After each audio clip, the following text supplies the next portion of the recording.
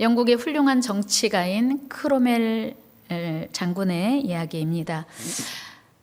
그가 사랑하는 아내를 어느 날 먼저 떠나보내고 깊은 시름에 잠겼습니다. 그런데 하던 일조차 안 되고 점점 더 어려워지자 아예 깊은 절망에 빠지게 되었습니다.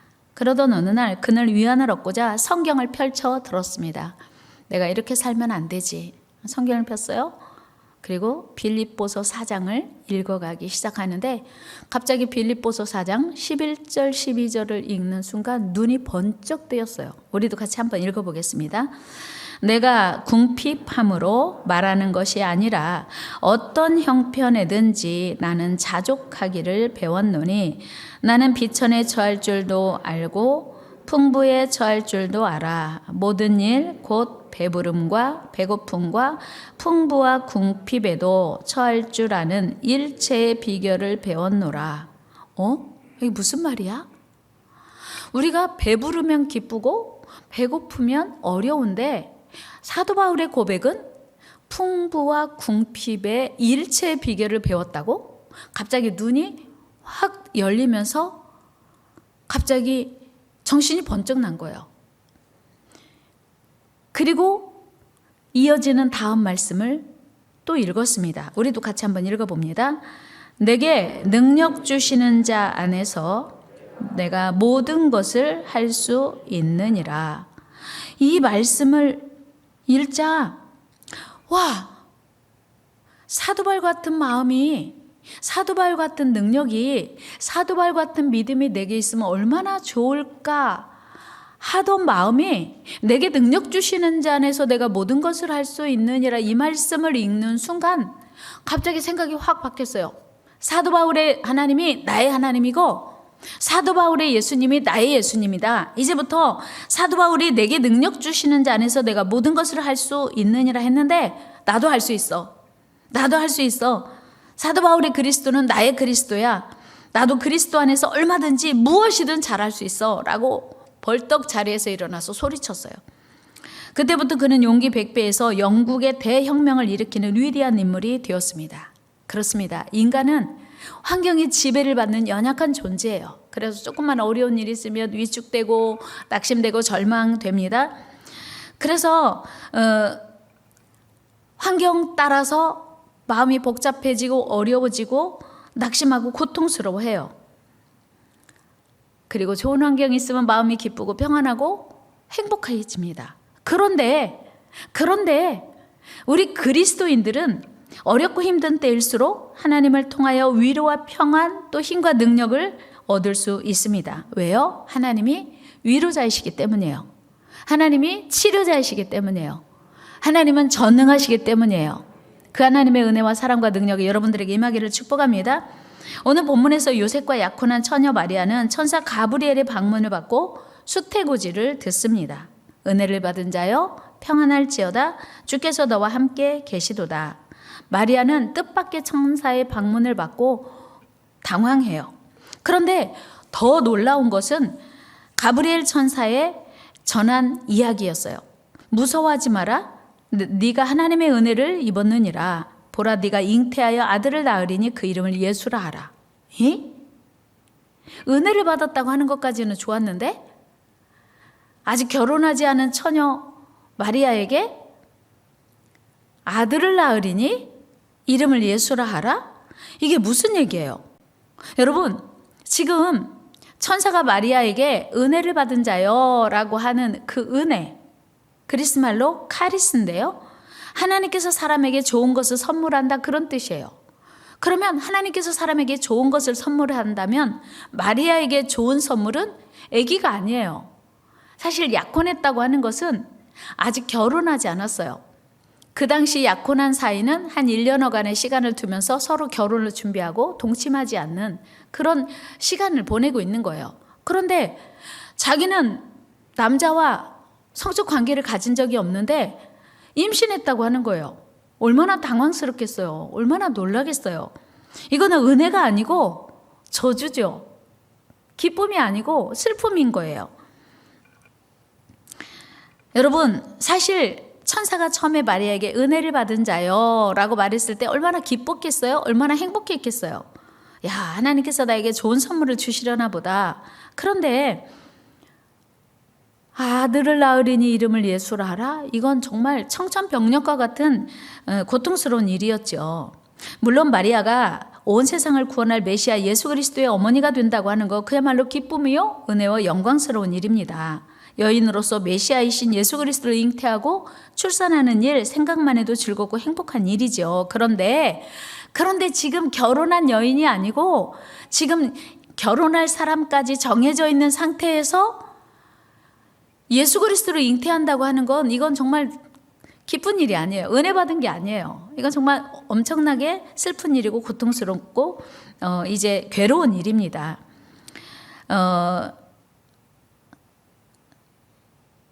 사실 지금 마리아의 마음속에 이 얘기를 듣는 순간 무슨 생각 들겠어요? 나는 남자를 알지 못하는데 어찌 이런 일이 있겠습니까? 라고 하면서 머릿속에 누가 떠올랐을까요? 요셉이 떠올랐겠죠. 이 사실을 만약에 요셉이 알면 요셉이 뭐라고 할까? 나는 요셉에게 뭐라고 변명할까? 그리고 나의 무죄함을, 나의 결백함을 어떻게 증명하지? 뭐 이런 생각들이 머릿속에서 떠오르지 않았겠습니까?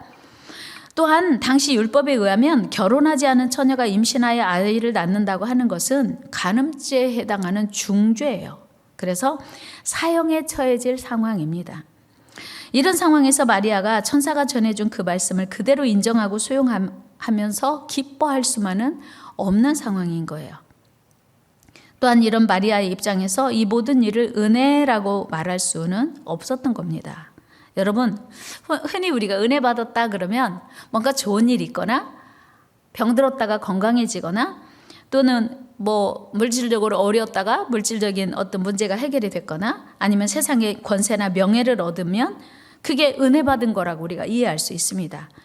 물론 당연히 이런 것도 은혜죠. 그런데 진정한 은혜의 의미는 예수님 때문에 기쁨과 영광을 얻는 것이기도 하지만 예수님 때문에 고난을 받는 것도 은혜예요. 여러분 동의 안 하셔도요. 한번 해볼까요? 예수님 때문에 고난을 받는 것도 은혜다. 예, 바울이 그렇게 얘기했고 베드로 사도가 그렇게 얘기했고 성경이 그렇게 얘기하고 있는 거예요. 그래서 이 세상에서는 은혜라고 하는 것은 우리가 생각하는 좋은 일, 잘 되는 일, 형통하는 일만 은혜가 아니고 예수님 때문에 받는, 하나님 때문에 받는 고난도 은혜인 거예요. 왜요? 고난이 없이는 영광이 없으니까요. 그러니까 하나님의 영광에 우리가 이르기 위해서는 예수님 때문에 고난을 받아야 되는 게 당연히 하나님의 은혜예요. 다시 합니다. 하나님의 은혜는 하나님 때문에 고난을 받는 것이다.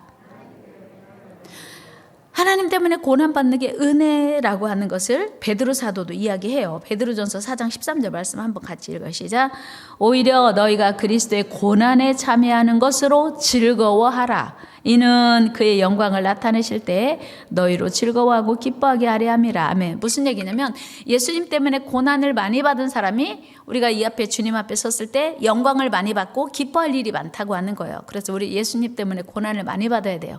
우리 여러분 예수님 때문에 고난을 많이 받읍시다. 예수님 때문에 고난 많이 받읍시다. 사실은 쉽게 긍정이 안 되지만 그래서 사도 바울은 하나님께 사도로 부르심을 받은 이후에 매맞고 굶주리고 멸시받는 삶을 살면서 하나님의 은혜로 여기며 기뻐하고 감사했습니다. 어떻게 이 일이 가능했습니까? 그것은 마리아도 사도 바울도 하나님이 어떤 분이신지를 너무 잘 알고 있었기 때문이에요. 그래서 하나님이 원하시는 일이라면 고난받는 것도 기쁜 거예요. 고난받는 것도 즐거운 거예요. 고난받는 것도 행복한 거예요. 하나님 때문에 받는 고난은 은혜이기 때문이에요. 여러분, 하나님 때문에 받는 고난이 즐거운 이유는 하나님이 온 세상에 가장 크신 분이기 때문이에요. 하나님이 우리의 생사화복을 주장하시기 때문이에요. 여러분, 우리 하나님이 어떤 분이시냐면요, 하나님은 온 천지 우주 만물을 창조하셨고 지금도 한치의 오차도 없이 정확하게 온 세상을 계획하시고 다스리시는 분이십니다. 하나님은요, 일찍이 미가 선지자를 통해서 메시아가 베들레헴에 나실 것을 예언한 바 있습니다. 미가서 5장 2절에 보면 이런 말씀이 있습니다. 같이 읽어요. 시작. 베들레헴 에브라다야, 너는 유다 족속 중에 작을지라도 이스라엘을 다스릴 자가 내게서 내게로 나올 것이라. 그의 근본은 상고의 영원에 있느니라. 아멘. 그러니까 이미 예수님이 태어나시기 수백 년 전에 예수님께서 베들레헴에 태어나실 것을 예언하신 거예요. 이게 하나님의 말씀이에요. 그런데 지금 예수님을 잉태한 마리아는 나사렛에서 살고 있었습니다.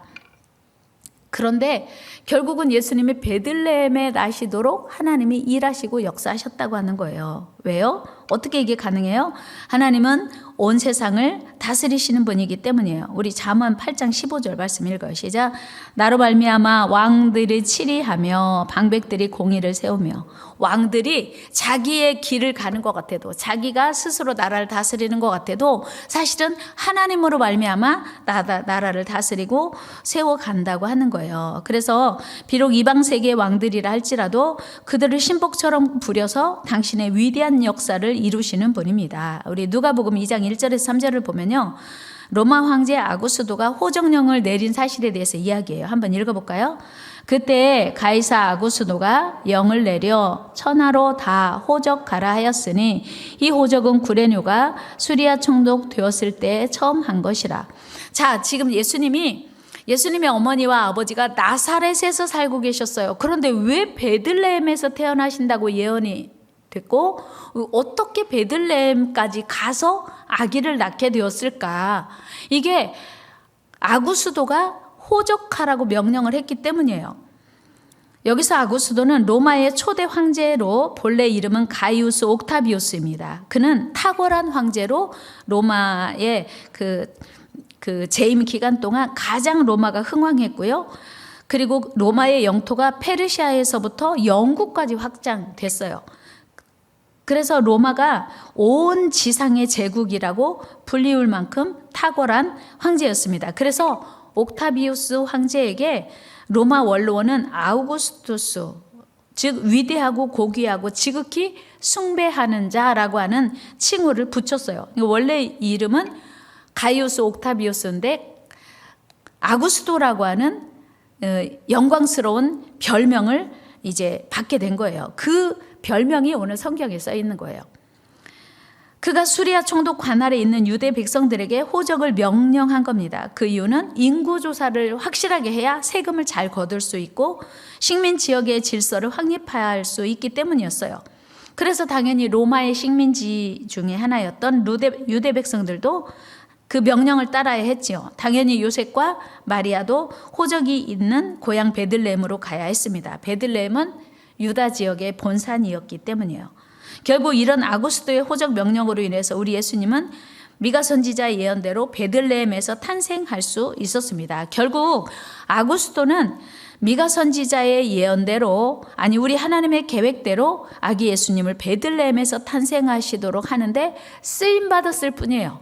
그러니까 로마의 황제를 하나님이 쓰셔서 나사렛에 살고 있던 요셉과 마리아를 베들레헴까지 보내서 거기서 아기 예수가 탄생하게 하셨던 거예요. 그뿐 아닙니다. 우리 하나님은 이스라엘 백성들이 하나님께 불순종하고 타락하게 되었을 때에도 바벨론 왕 느부갓네살을 통해서 그들을 포로로 잡아가게 하셨어요. 역대하 36장 12절 말씀 읽습니다.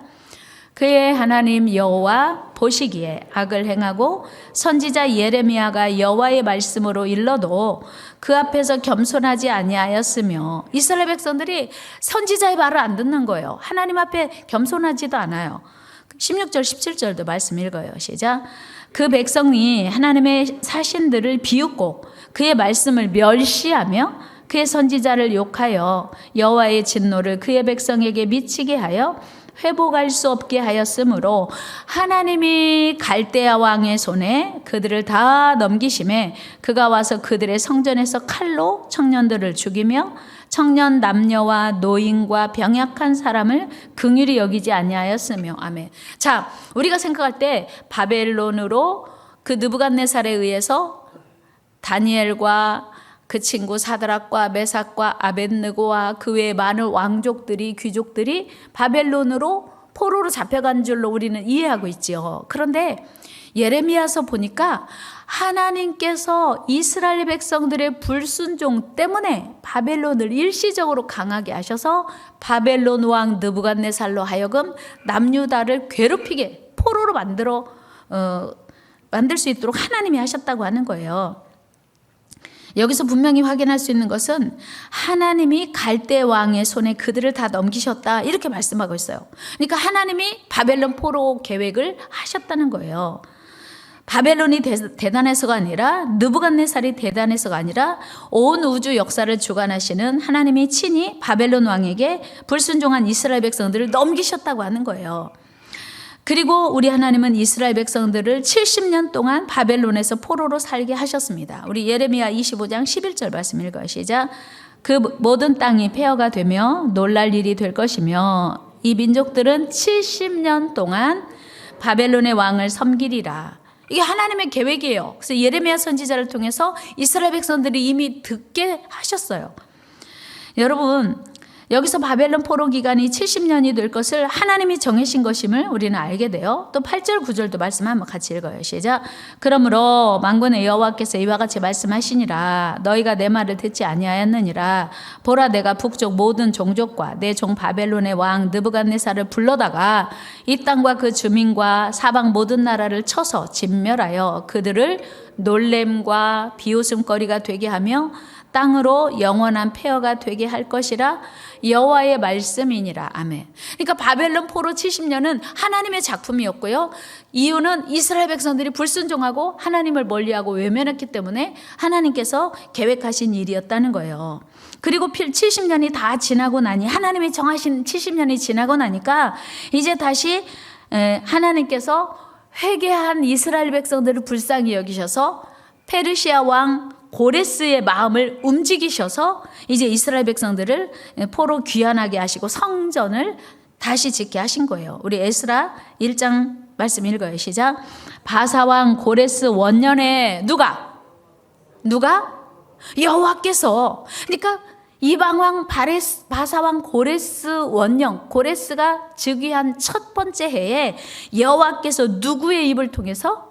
예레미야 입을 통해서 하신 말씀을 이루게 하시려고 바사왕 고레스의 마음을 감동시키셨어요. 그가 온 나라에 공포도 하고 조서를 내려 이르되 바사왕 고레스는 말하노니 누가? 하늘의 하나님 여호와께서 세상 모든 나라를 내게 주셨고 나에게 명령하사 유다 예루살렘의 성전을 건축하라 하셨나니 이스라엘의 하나님은 참신이시라. 너희 중에 그의 백성된 자는 다 유다 예루살렘으로 뭐해서? 올라가서 이스라엘의 하나님 여호와의 성전을 건축하라. 그는 예루살렘에 계신 하나님이시라. 여러분 보세요. 얼마나 놀라운 일인지. 하나님이 하시는 일은요, 바벨론의 포로로 잡혀갈 때도 예레미야 선지자가 미리 말했고 그 포로 기간은 70년일 거야 라고 하는 것도 미리 말했고, 근데 70년이 차니 이스라엘 백성들이 또 회개했고, 그리고 이제는 바사왕 고레스의 마음을 움직여서 감동시키셔서 이제는 돌아가도 좋아. 70년이 지나니 이제는 돌아가라. 그러니까 하나님의 스케줄에 따라서 바사왕 고레스도 쓰임받았고 하나님의 스케줄에 따라서 느부갓네살, 바벨론의 느부갓네살도 쓰임받았어요. 그래서 이제는 고레스가 예루살렘으로 돌아가서 성전을 건축하라고 말씀하신 거예요. 여러분, 오늘 처녀 마리아가 도저히 말도 안 되는 천사 가브리엘의 말을 수용하고 자신의 생명이 위태로울지라도 주의 여종이오니 말씀대로 내게 이루어질지니라고 38절에서 고백한 이유가 바로 이거예요. 우리 38절 한번 읽어봐요. 시작. 마리아가 이르되 주의 여종이오니 말씀대로 내게 이루어지이다 하매 천사가 떠나가니라. 아멘. 여러분, 마리아가요, 사실은 요셉과 결혼하기 전이니까 나이가 얼마 많지 않지 않습니까? 그럼에도 불구하고 믿음이 있었던 거예요. 온 세상을 다스리시는 분이 하나님이시고 온 세상의 주인이신 만왕의 왕 되신 하나님이 나를 통하여 메시아를 잉태케 하시고 출산케 하시는 하나님의 계획 좋습니다. 하나님의 말씀대로 이루어지이다. 근데 그 마리아의 믿음, 그 고백 속에 그 하나님이 어떤 하나님인가를 이미 지금 알고 믿고 고백하는 거예요. 바벨론을 세워서 남유다를 징계하시고 70년 동안 포로로 살게 하시고 포로가 끝난 이후에 다시 이제 고레스를 통해서 예루살렘 성전을 재건하게 하시는 하나님, 다른 말로 하면 온 우주 역사를 주관하시는 분이 하나님이심을 마리아는 이미 알고 있었어요. 그러니까 자기 생명이 위태로울지라도 그 말씀에 순종하기로 결단한 거예요. 오늘 이런 믿음이 저와 여러분들 안에 있기를 주의 이름으로 축복합니다. 여러분, 아구스도가 로마 제국을 주관하는 왕이라면 우리 하나님은 온 세상 만물과 온 세계를 통치하시는 왕 중의 왕이세요. 여러분, 왕이 위대합니까? 왕 중의 왕이 위대합니까? 당연히 왕 중의 왕이 위대하죠. 근데 우리는 왕을 더 훨씬 위대하게 여겨요. 왕 중의 왕이신 하나님을 위대하게 여기는 믿음이 저와 여러분들에게 있기를 축복합니다. 그러니까 아구수도가 명을 내려서 그 명령에 오늘 순종했지만 요셉과 마리아가 사실은 아구수도는 하나님의 명령에 순종한 거예요. 야, 지금 때가 되었으니 지금 빨리 베들레헴에 요셉과 마리아를 보내야 돼. 그래서 미가 선지자가 예언한 그 베들레헴에서 메시아가 태어날 것임을 이루어야 돼. 그래서 이 아구스도의 마음을 감동시켜서 온 세상에 호정 명령을 내린 거죠. 그래서 아구스도는 그 하나님의 명령에 쓰임받을 뿐이었다는 사실이에요. 이 엄청난 사실은 마리아는 알고 있었던 거예요. 이 엄청난, 어떻게 이 일이 이루어진 것은 모르지만 하나님의 위대하심을 알고 있었어요. 하나님의 전능하심을 알고 있었어요. 그래서 자신이 하나님의 명령을 불순종함으로 인해서 그 어떤 불이익이 오고 명령을 순종함으로 어떤 불리이 오고 고난이 온다 할지라도 왕 중의 왕이신 하나님의 명령을 순종하기로 결단한 거예요. 그리고 천사가 말한 대로 평안할지어다, 은혜를 받은 자여 평안할지어다, 그 말씀을 믿었어요. 여러분, 마리아가요 믿음이 없었다면 하나님, 이건요 은혜 받은 게 아니에요. 저 잘못하면 죽을 수도 있어요. 이게 무슨 은혜예요? 이럴 수 있었을 거예요. 그런데 마리아는 아멘 한 거예요. 그는 두려워하거나 놀라지 않았습니다. 그리고 말도 안 되는 수태 예고에도 근심과 두려움이 아닌 평안할 수 있었습니다. 그리고 근심보다 그 위대하신 하나님을 찬양해요. 마리아의 찬양을 한번 볼까요? 우리 누가복음 1장으로 한번 가봅시다. 46절, 누가복음 2장 46절 같이 읽어요. 시작.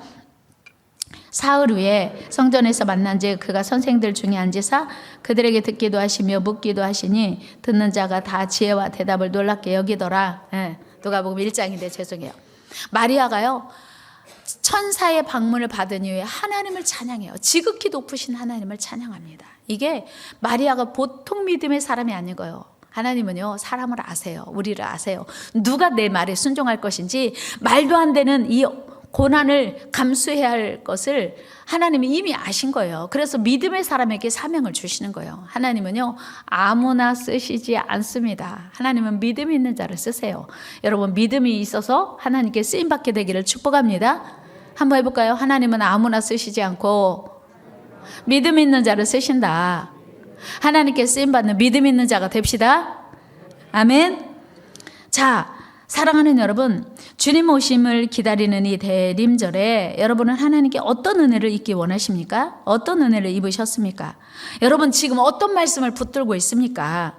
그리고 지금 여러분의 마음은 염려와 근심으로 충만하십니까? 은혜와 평강으로 충만하십니까? 오늘 우리가 집중해야 할 일은 환경이 아니에요. 상황이 아니에요. 온 세상의 왕이신 우리 하나님의 뜻입니다. 그리고 하나님의 말씀이에요. 우리 하나님 말씀에 집중합시다. 하나님 말씀에 집중합시다. 오늘 천사가 마리아에게 전한 말씀, 즉 은혜를 받은 자여 평안할지어다 하신 말씀이 우리 모두에게 그대로 임하기를 축복해요. 여러분, 은혜 받으셨습니까? 맞아요. 천사가 오늘 마리아에게 한 말씀이 우리 모두에게 임해야 돼요. 다 같이 해요. 은혜를 받은 자여 평안할지어다. 환경과 상관없이 그냥 그것이 끝이에요. 그것이 전부예요. 은혜를 받은 자. 지금 마리아가 뭐 결혼할 사람이 있든 없든, 지금 요셉에게 어떻게 변명해야 될 뭐 어려움이 있든 없든 상관없이 지금 마리아는 은혜를 받았고 하나님이 평안하라고 했어요. 그래서 어떻게 됐어요? 하나님이 다 해결하셨어요. 마리아가 요셉에게 구구하게 변명할 필요 없이 천사가 친히, 하나님이 친히 요셉을 찾아가서 네 아내 마리아 데려오기를 무서워하지 말라. 그는 성령으로 잉태됐다. 부정을 행한 게 아니야. 간음죄를 진 게 아니야. 하나님께서 친히 해결해 주셨어요. 모세를 설득하셨습니다. 요셉을. 마리아는 자신이 염려하고 걱정하는 것처럼 돌에 맞아 죽을 상황이 오지 않도록 하나님이 막아주신 거예요. 이게 하나님의 말씀을 믿고 사는 자가 누릴 축복이에요. 여러분, 우리가 하나님 말씀 순종하다가 어려움 당할 것 같지요? 천만에요. 하나님 말씀 순종하는 자를 하나님이 책임지시는 줄로 믿습니다. 하나님이 책임지시는 줄 믿습니다. 하나님이 친히 도와주시고 하나님이 역사하세요. 여러분, 우리는 하나님의 은혜를 입은 자들이에요. 당연히 두려움과 염려, 근심, 걱정이 아니라 하나님의 평안으로 충만해져야 돼요. 이 코로나 상황에서도 하나님의 평안으로 충만하기를 축복합니다. 30절에서도 천사는 마리아에게 무서워하지 말라 하시면서 그 이유는 네가 하나님께 은혜를 입었기 때문이다 라고 말해요. 무서워하지 말라. 네가 하나님께 은혜를 입었느니라. 그래서 오늘 우리 가난해도 걱정하지 맙시다. 하나님의 은혜 입었으니. 질병이 있어도 걱정하지 맙시다. 우리가 하나님의 은혜를 입었으니. 사랑하는 여러분, 온 세상의 주인이신 하나님이 우리 아버지시기 때문에 그 능력의 아버지를 신뢰하고 두려움과 걱정이 아니라 하나님 안에서 평강을 누리는 저와 여러분 되기를 축복합니다. 코로나 때문에 온 세상이 흔들려도 우리는 흔들리지 말아야 합니다. 전능하신 하나님이 우리 하나님이시기 때문이에요. 우리 하나님은 실수가 없으시기 때문입니다. 약속을 이루시기 때문이에요. 능력이 한이 없으시기 때문이에요. 오늘 마리아를 찾아왔던 가브리엘 천사가 오늘 이 시간 이 자리에 앉아 계신 여러분 모두에게도 말씀하십니다. 은혜를 받은 자여 평안할지어다. 은혜를 받은 자여 평안할지어다. 이 마리아에게 들려준 천사의 음성이 오늘 여러분과 저 안에 계속 차고 넘치기를 주의 이름으로 축원합니다. 여러분, 그럴 때 우리를 통해서 하나님은 위대한 새 역사를 써 가실 것입니다. 실제로요, 믿음이 아니어도 신앙이 아니어도 우리가 어떤 말씀을 붙들고 사느냐가 우리 인생에 좌우를 하거든요. 그 뇌 과학자들이 이야기를 들어보면 이런 놀라운 효과가 입증이 되고 있습니다. 하버드 대학의 심리학 교수인 로버트 로센탈 교수는 어느 날 제자들에게 쥐를 나눠줬어요. 생쥐를 나눠주면서 이렇게 말했어요. 야, 이 쥐는 아주 영리한 쥐다. 그러니까 실험을 해봐. 그리고 또 한 부류의 제자들에게는 이 쥐는 멍청한 쥐야. 그러니까 잘 한번 확인해봐. 그렇게 얘기를 하고 줬어요. 근데 사실은 그 쥐가 여러분 어떻게 영리한 쥐인지 멍청한 쥐인지 검증을 하겠어요. 그냥 랜덤으로 그냥 무리지어서 준 거예요. 그리고 말만 얘는 똑똑한 쥐야, 얘는 멍청한 쥐 했는데, 그런데 여러분 놀랍게도 실험 결과 교수가 영리한 쥐라고 말한 부류에서 진짜 똑똑한 그 사실이 검증이 됐대, 입증이 됐대요. 실험 결과. 그리고 교수가 이 쥐들은 멍청한 쥐다 한 쥐들이 진짜로 멍청한 결과가 나왔다고 하는 거예요. 놀랍지 않습니까? 뿐만 아니에요. 여러분, 프린스턴 대학교의 유리아슨 교수는 뉴럴 커플링이라고 하는 중요한 이론을 발표했습니다. 이 이론은 똑같은 선생님에게 배운 학생들의 뇌파가 선생님의 뇌파와 똑같더라고 하는 거예요. 뇌 과학자들의 연구예요. 무슨 뜻이냐면 오늘 내가 무슨 말을 듣고 있는가? 무슨 말을 붙들고 사느냐에 따라서 그 사람의 삶의 결과가 판이하게 달라지더라고 하는 거예요. 나는 잘할 수 있어. 나는 성공할 수 있어. 나는 극복할 수 있어. 라고 하는 말을 계속하는 선생님의 말을 들은 학생들에게는 똑같이 그들 안에서도 나는 잘할 수 있어. 성공할 수 있어. 극복할 수 있어. 라고 하는 뇌파가 형성되어 있다고 하는 거예요. 여러분, 그렇다면 또 그 한 연구 결과를 보면요. 이 뇌 과학자들이 연구를 했는데 중국어를 구사하는 엄마가, 그러니까 중국인이에요. 중국인 엄마가 아이를 임신을 해서 출산하자마자 프랑스로 입양을 보냈어요. 그러니까 이 아이는 엄마 뱃속에서만 중국어를 듣고 태어나자마자 프랑스로 입양이 됐으니까 출생 이후에는 중국어를 들은 적이 없어요.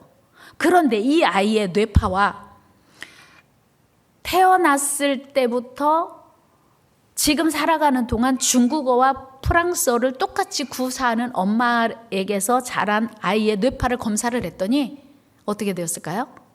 지금 태어나서 한 번도 중국어를 들어보지 않은 어린아이의 뇌파 속에 중국어를 구사하고 2개 국어를 구사하는 아이의 뇌파와 똑같이 형성되어 있더라고 하는 거예요. 무슨 얘기예요?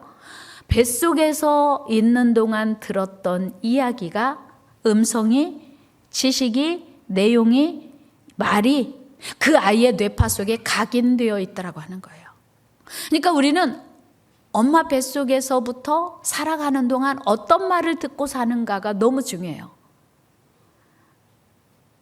하물며 살아계신 하나님의 능력의 말씀을 믿고 그 말씀을 붙들고 사는 사람의 삶이 얼마나 복되겠습니까? 얼마나 아름답겠습니까?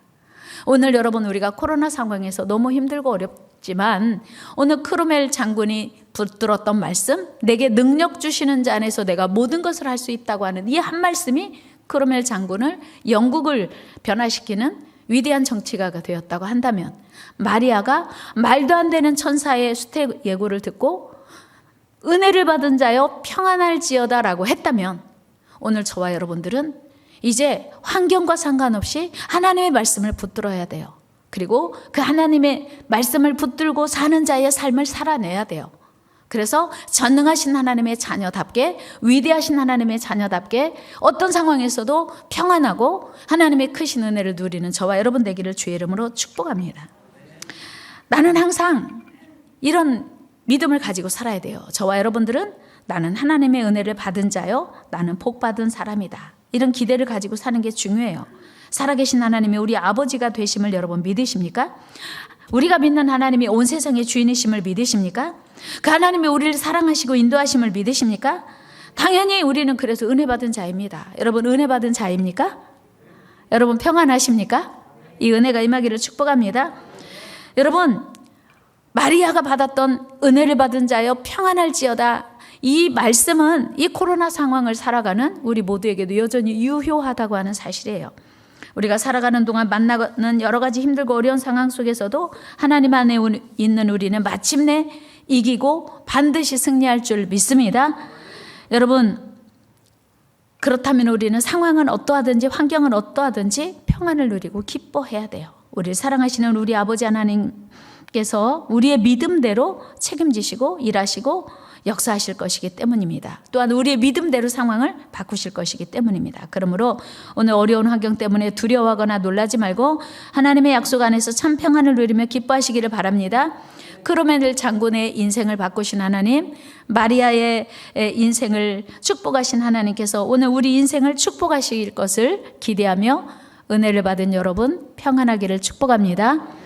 하나님 감사합니다. 온 세상의 왕이신 하나님을 더욱 사모하며 사랑하게 도와주옵소서. 하나님께서 우리를 자녀 삼아 주셨사오니 감사합니다. 우리 모두는 은혜 받은 자입니다. 당연히 어떤 상황에서도 평안을 누려야 합니다. 우리에게 하늘 평안을 충만하게 내려 주옵소서. 우리를 구원하시기 위해서 이 땅에 오신 우리 주 예수님의 이름으로 감사하며 기도하옵나이다. 아멘. 우리 같이 하나님은 우리의 피난처가 되시며 찬양하면서 준비하신 힘을 하나님께 올려드리겠습니다.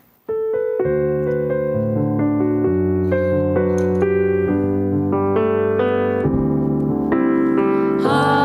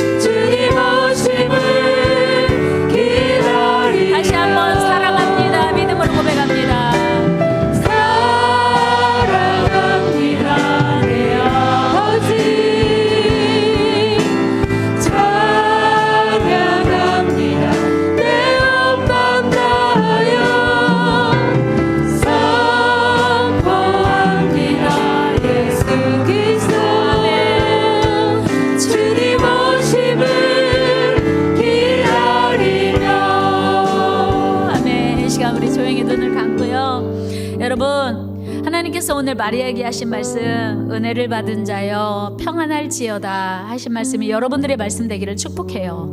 여러분, 환경은 아닙니다. 상황은 어려워요. 여전히 힘들어요. 그런데 하나님이 은혜를 받았다고 말씀하시면 우리 은혜 받은 거예요. 하나님이 평안하라고 하시면 우리 평안해야 돼요. 하나님 오늘 우리에게 이 믿음 주옵소서. 그 약속의 말씀을 붙든 마리아가요 그대로 됐어요. 여러분 놀랍지 않습니까? 오늘 우리에게도 마리아의 믿음 주옵소서. 우리 간절히 기도합니다. 이 말씀을 받음으로 말미암아 얼마나 많은 불이익을 받아야 할지 헤아릴 수 없었지만 그러나 마리아는 아멘 했습니다. 하나님 오늘 우리에게도 이 믿음 주옵소서. 하나님이 하시는 일은 늘 옳습니다. 내가 원하는 삶이 아니라 하나님의 인도하심을 믿음으로 따라가게 하시고 순종하게 하옵소서. 우리 마음 다해 간절히 기도하겠습니다. 사랑과 은혜가 많으시고 거룩하신 하나님 제 은혜와 사랑을 감사합니다. 오늘 아버지 하나님 저희들에게 귀한 말씀 주시니 감사합니다. 환경과 상관없이 은혜를 받은 자요 라고 말씀하시오니 감사합니다. 그렇습니다. 하나님 오늘 우리가 은혜를 받은 자입니다. 코로나 상황에서 모든 것이 힘들고 어려워도 우리는 분명히 하나님의 은혜를 받았습니다. 마침내 하나님의 은혜를 이룰 것입니다. 하나님 아버지 오늘 우리가 염려와 불안과 두려움이 있습니다. 그러나 하나님의 평안하라고 말씀하시오니 오늘 믿음으로 평안을 선택합니다. 하나님 아버지 도와주셔서 함께해 주셔서 우리 삶이 아름답고 평안하게 하시고 2020년을 지켜주신 하나님 2021년도 지켜주실 줄 믿습니다. 하나님의 말씀 붙들고 승리하게 하시고 오직 하나님만 바라보며 하나님만 의지하며 하나님만 사랑하며 하나님만 소망하게 도와주옵소서.